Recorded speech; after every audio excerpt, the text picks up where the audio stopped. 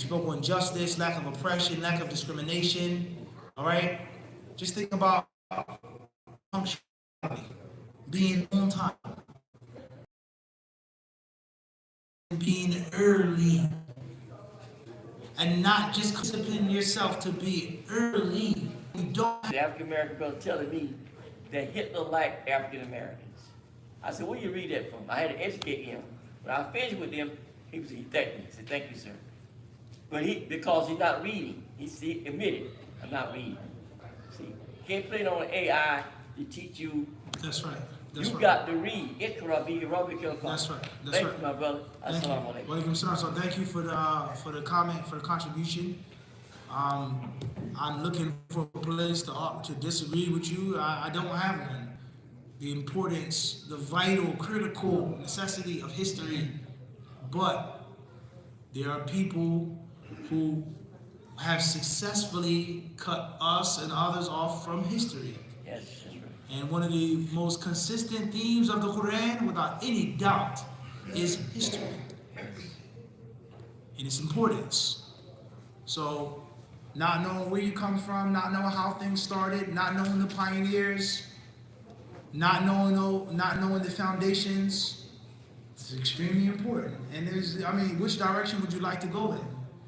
You can lie to someone, you can tell them whatever you want when you don't know your own history. And I think what you mentioned about reading, and I'm not here to talk about this, but it is what it is. The foundations of slavery and the history of slavery in this country, not other parts of the world, we're just talking about this country right now. Yes. So, if there is a human being, barely, maybe a human, maybe not, they differ on that. Some say they were human, some say they were half, some say they were full, but for sure, they pretty much unanimously agreed they were inferior. We can agree on that, on all levels. All right, no problem. So this being is utterly inferior, but from that which proves that you yourself really don't believe that, you're lying to yourself, is that you have to enforce the prohibition of learning to read and write. So if this being and creature is utterly inferior, if they wanted to, they couldn't. Why the prohibition of reading and writing? There you go. Good question. Let them read and write. They're inferior, they're stupid, they're, swinging from trees. Go ahead, read and write. Yeah. So that is a proof that in itself is a lie. And that's the justification for things to remain the way that they are. But why was reading and writing such a harshly punished offense? Because reading and writing wouldn't solve the problems, wouldn't cure all of the ills, but that would be the domino effect of all of the different lies, justifications, and the physical oppression to collapse. Wait a second, you told me I come from here. And I never had this. Well, in your books. So if you can cut the people off from history, you can do whatever you want to them. That's right. So most black people today, I would say, it's fair to say, can read and write. Go to school. But reading and studying is corny. It's boring. You're a nerd, you're this, you're that. So as if the skill and the ability to read and write is now what? And that's another victory. If you learn how to read and write, you'll be hanged. You'll be whipped. If you read and write in society, you'll be looked down upon, made fun of. And it's cool to be illiterate and stupid and dumb and lacking intelligence. That's the cool, that's the hip person. Think how dangerous that is. So if you're cut off from history, your opponent can do whatever he wants to do with you and to you. And he's going to give you his version of the narrative. And we don't need no scholastic, philosophical debate. It's very simple. Until the lion learns how to write, the story will always glorify the hunter. End the discussion. Simple terms. Until the lion learns how to write and he writes his own, the story will always glorify the hunter. So we have to learn how to read and how to study and how to educate ourselves properly and the importance of history. And Allah surely knows best. Khairan, inshallah ta'ala. And of course, the importance of da'wah. We don't need to spend any time speaking on that right now. Bismillah, fadl akhi. So, like, what age would you start bringing a kid to the masjid? You know, you're saying you want to invite people to the masjid. What age is it okay to start bringing them? Like, if they're playing with toys and What distractions. age should you bring children to the masjid? From day one. Literally. The aqiqah should be in the masjid. Whether you have a hall for eating or on a carpet, as long as it's done properly, all right? That's first and foremost. Hadith in which the Prophet ﷺ, he did what? Carried the baby, the child, in the prayer. Yeah. Hassan and Hussein, they played around and jumped on his back. They interrupted the salat, the khutbah, in the what? Masjid. Masjid. So the child should be in the masjid from day one. And of course that requires patience and understanding from the parents. The child, of course, is a masjid. There are rules. You have to learn how to be quiet, how to sit down, but you have to have what? Just a little bit of, leeway. It's a child. The 3-year-old is not like an infant. An infant not like a toddler. Toddler's not like 5, 7. Your son is getting a little older. Bring him to the masjid with you. Teach him its importance according to what he can understand. And most important is give him the sweetness of the masjid. Masjid is fun. Masjid is safe. Masjid is your first home. And this is some of the wisdoms behind the tahniq. You taking the date, chewing on it, mushing it up, and putting it on the roof of the baby's mouth. The newborn. Scholars of Islam, they say that the first thing that goes into the baby's mouth, that the baby tastes, should be something sweet. For him never ever to forget the what? Sweetness. So yeah, that doesn't, you can't teach your son when he's 14 about the masjid and its etiquette. 16, it's too late. So even if they're like distracting people, that's... Bismillah. Get in when you fit in. You know that your child has a time limit. You pray, now you walk around with them, go outside. Step outside of the lecture, have a place for them to play. And of course, everybody has to be patient as well. And Allah knows best. Bismillah, Shaykh. I just want to wonder on an ayah, I think you talk about the importance of the masjid. So Rasulullah the best of the creation. And this ayah we read about regular Surah Al-Kahf. أعوذ بالله من الشيطان الرجيم. اصبر نفسك مع الذين يدعون ربهم بالغداة والعشي يريدون وجهه ولا تعد عيناك عنهم تريد زينة الحياة الدنيا ولا تطع من أغفلنا قلبه عن ذكرنا واتبع هواه وكان أمره فرطا. And keep yourself patient by being with those who call upon their Lord in the morning and the evening, seeking His face, i.e. acceptance, and let not your eye pass beyond them, desiring atonements of the worldly life, and do not obey one whose heart we have made heedless of our remembrance, and who follows his desires, and whose affair is ever neglected. Jazakallah khairan. So Rasulullah was ordered to be patient with these people. Be patient with the people that are calling on Allah in the morning and in the afternoon. Those are the people that you're supposed to join ranks with. They're supposed to be in your company. You're supposed to be in their company. Don't look at the worldly reasons. Why are you with this person? He's too old. He's too young. He's too this. He's a Muslim. He's calling upon Allah. That's who I'm supposed to be with. And Allah prohibits the Prophet ﷺ from looking at others. Don't turn away from them seeking worldly adornments, money, fame, status, etc. And do not listen to those whom we have caused their hearts to be sealed. We've caused their hearts to be enclosed. They have no tolerance, no desire, an dhikrina, and they follow their lusts. It's done, it's over. They're just walking and talking, eating, sleeping, and drinking. Their souls are gone. It's profound. And what better place for you to be with those who are calling upon Allah day and night than the Allahu Akbar. Question says, Assalamu alaikum, my mom died 21 years ago, right now Allah. I can't remember if I made Salat al-Janazah for my mom, my mother, twin sister accepted Islam and passed away recently. Can we make Salat al-Janazah for them both? Wa alaikum assalam wa rahmatullahi wa barakatuh. If no one prayed the Janazah upon them, and it was impossible or extremely difficult for the Janazah to be made for them, Bismillah. As far as if you have doubts, then that's a different story. But if you're sure that it wasn't done, then that's a different story. Wallahu ta'ala alam. Question says, we can't hear the questions. All right, inshallah, we'll try our best to repeat them. Jazakumullah khairan. Fadal. I saw a hand from on this side. Tayyib, Bismillah. Alhamdulillah, may Allah reward you for a fantastic talk.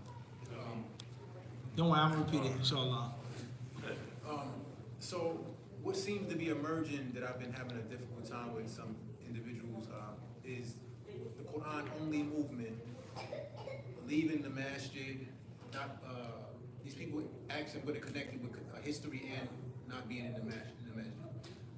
They stopped going to the masjid because of the different conflicts that they were having, got involved with the Quran-only people, and now have completely abandoned Sunnah and the Hadith. Says it's not supposed to be, it's not even supposed to be followed. It's emerging, I know based on ignorance, they are attacking the historical accounts based on Orientalist sources and things of that nature. As you, as the Hadith Disciple, can you please clear that up, inshallah? Right, the question is regarding many people falling victim to the Quran-only movement, in which there's whole-scale rejection of hadiths, avoiding them, abandoning them, attacking their credibility, etc. And that these people, they stray from the masjid, they avoid the masjid, so on and so forth. And most, if not all, of their sources of attacking the hadiths, rejecting them, avoiding, accepting them, following them is based off of Orientalists and their works, etc., etc., etc. Jazakallahu khairan. Tayyib. Well, the people who say that the hadiths weren't written down, the hadiths are lies, they're made up, the hadiths were made to support sectarian disputes, Abbasid, Umayyad, Ali, Muawiyah, Hanafi, Maliki, Shafi'i, etc.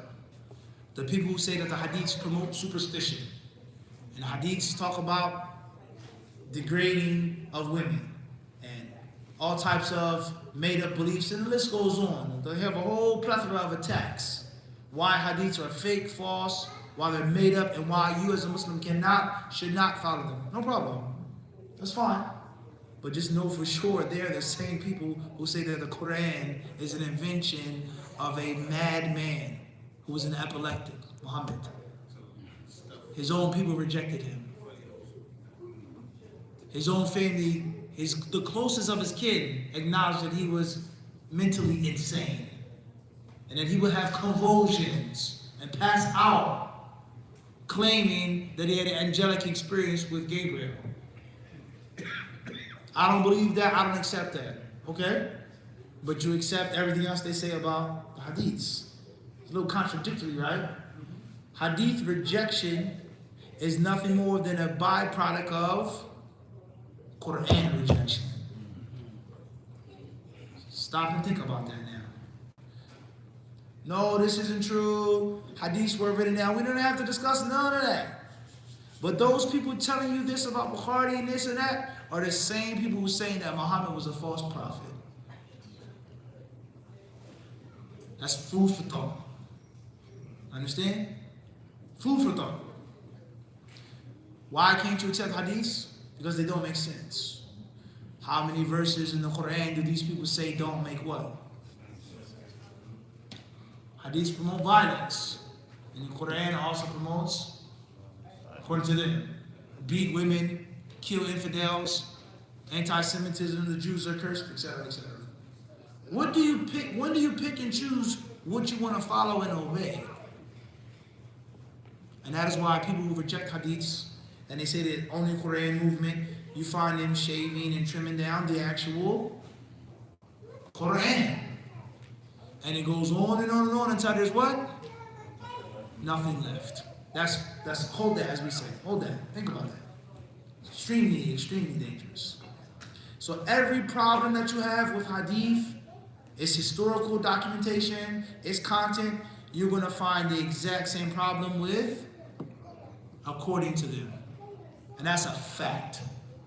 Copies of the Quran, the manuscript of the Quran, the different modes of recitation of the Quran, it wasn't written down in the time of the life of Muhammad. Is this not the case? And the list goes what?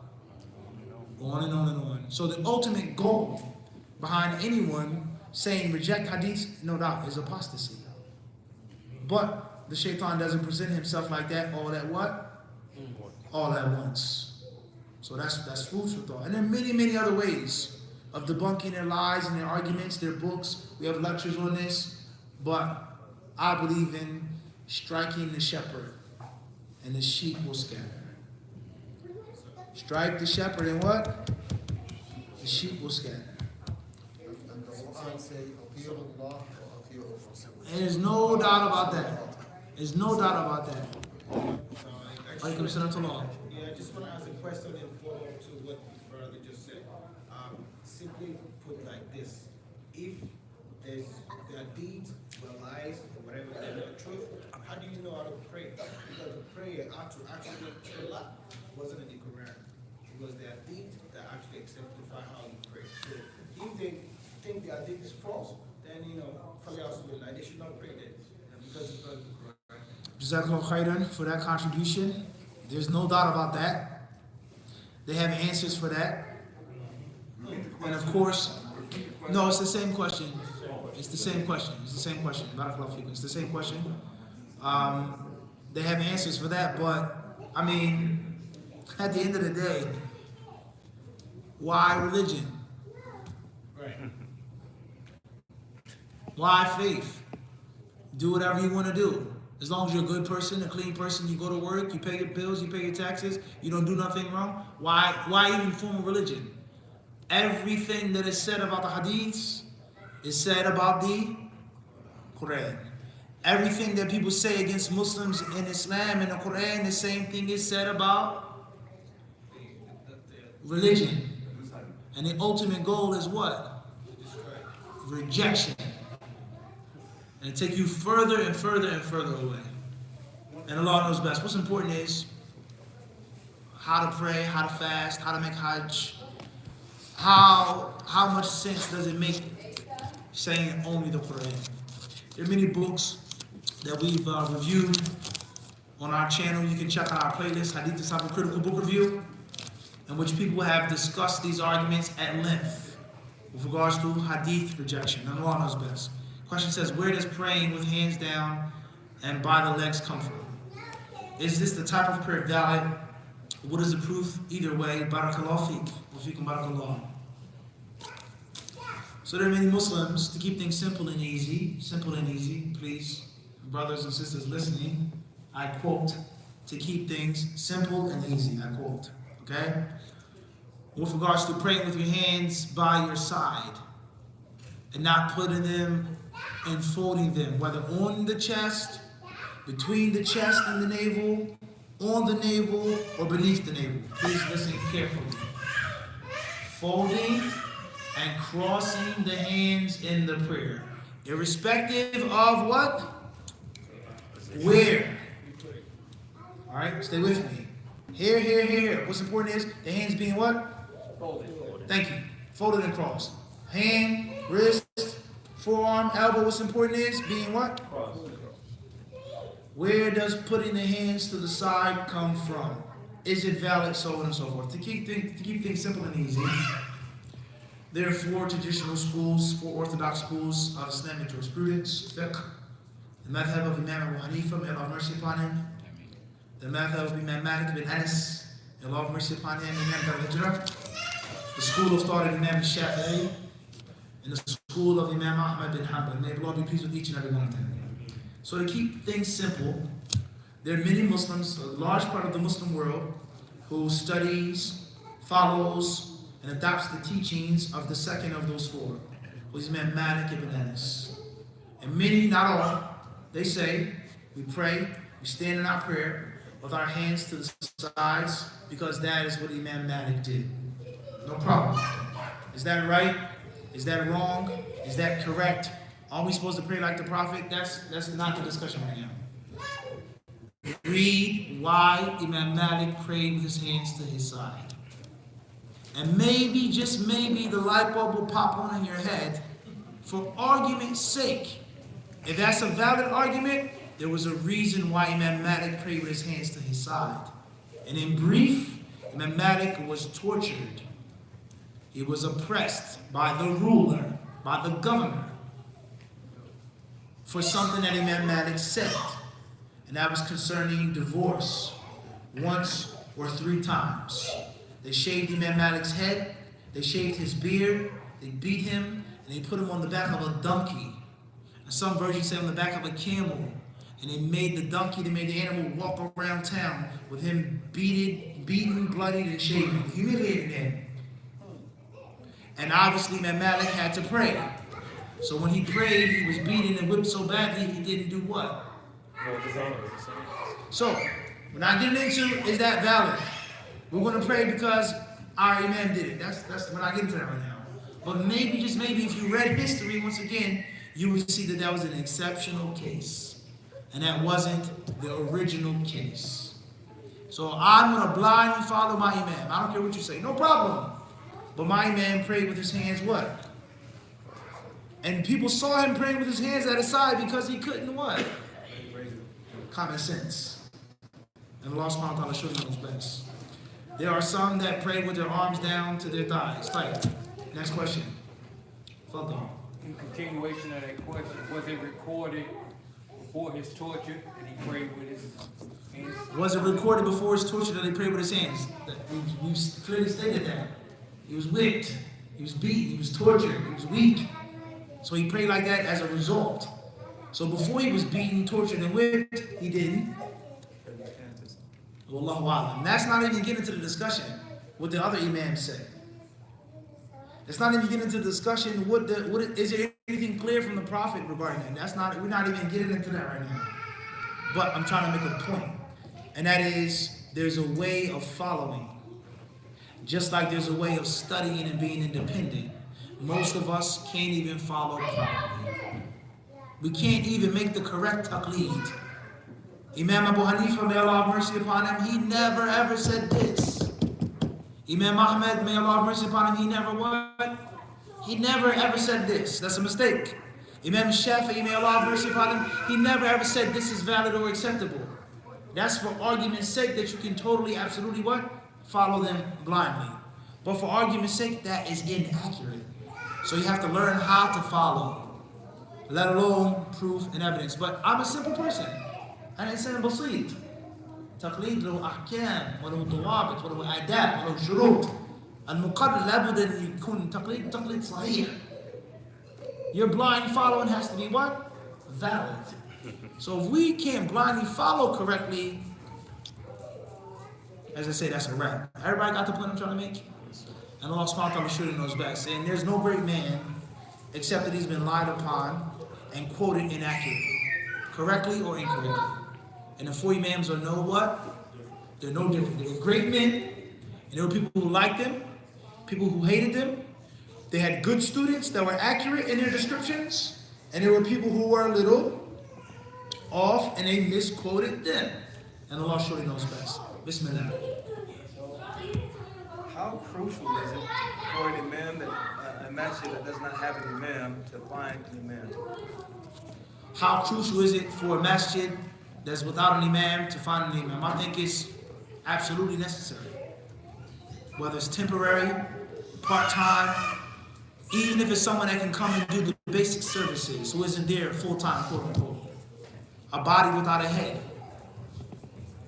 It's just that simple. إِنَّمَا جُعِلَ الْإِمَامُ. The imam has only been made to be followed. No imam, no following. No following, there's chaos. There's disunity. The people will bicker, the people will fight. And the list goes on, let alone the shaitan coming in and whispering. And the people being upon ignorance and doing things which are wrong and incorrect. So it's crucial for a masjid to find an imam, even if it's part-time. And if not, then at least have someone who's qualified to perform the services. And of course, the word qualified is subjective. It isn't a condition of an imam that he's Ibn al-Qayyim reincarnated. Ibn Taymiyyah. It doesn't have to be, you don't have to be the most knowledgeable person.